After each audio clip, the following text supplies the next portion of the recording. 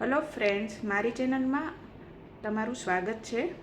આજે આપણે રાજમાનું સલાડ બનાવશું અને એ ખૂબ હાઈ પ્રોટીન સલાડ છે જે ખૂબ ટેસ્ટી લાગે છે.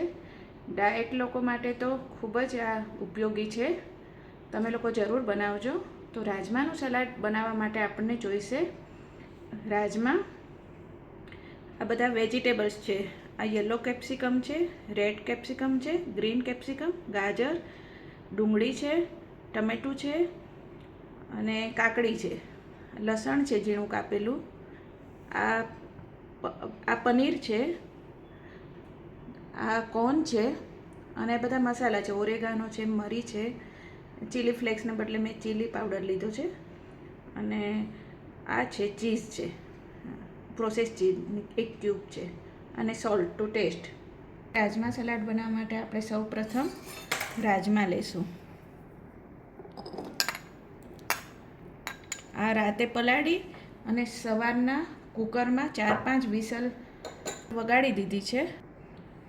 ત્યારબાદ એમાં રાજમાથી અડધી વાટકી કોર્ન નાખ્યા છે, બોઇલ કરેલા છે. સોલ્ટ નાખીને આ બધું બાફી લેવાનું. ત્યારબાદ આ પનીર નાખવાનું.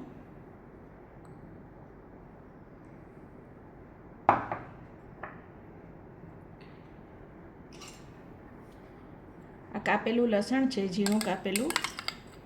તમને લોકોને લાચું લસણનો સ્વાદ ન ગમતો હોય તો લસણ અને ડુંગળી બંનેને થોડું ફ્રાય કરી અને રાજમા ફ્રાય કરી લેવાના, તો એ પણ સારું લાગે છે. પણ આ પણ ખૂબ સારું લાગે છે. ત્યારબાદ એમાં પ્રોસેસ ચીઝ 1 ક્યુબ ચીઝ નાખેલી છે. આમાં કોઈ પરફેક્ટ માપ નથી, તમને જે ગમે એ વધારે નાખી શકો, પણ મેઇન એમાં રાજમા હોય છે. ત્યારબાદ એમાં આ અડધું જેટલું કાપેલું ટમેટું છે, એક નાની કાપેલી ડુંગળી છે, આ ગ્રીન કેપ્સિકમ, રેડ કેપ્સિકમ.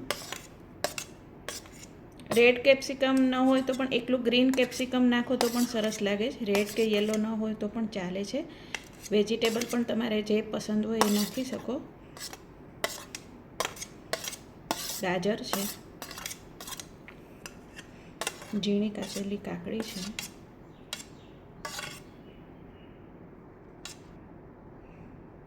હવે 1 ચમચી મરચું પાવડર છે. એકચ્યુઅલી ચીલી ફ્લેક્સ નાખવાની, પણ મારી પાસે ચીલી ફ્લેક્સ નથી એટલે હું મરચું પાવડર નાખું છું, પણ એ પણ સારું જ લાગે છે. 1 નાની ચમચી મરી પાવડર, બધું સોલ્ટ નાખીને બાફેલું છે, ખાલી વેજીટેબલના ભાગનું એકદમ ઓછું મીઠું.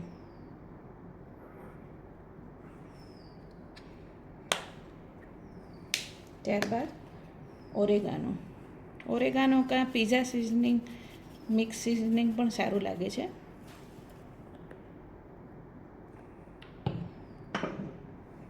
થોડો લીંબુનો રસ,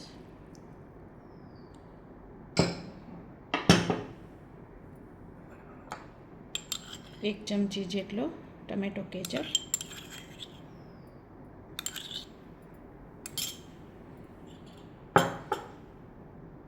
હવે આ બધાને આપણે સારી રીતના હલાવી લઈશું.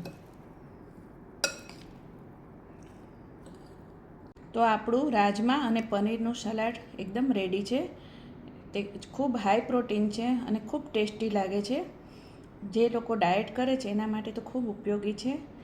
અને તમને મારી આ રેસીપી ગમી હોય તો તમે મારી ચેનલને લાઈક કરજો, શેર કરજો અને સબસ્ક્રાઈબ કરજો. Thank you.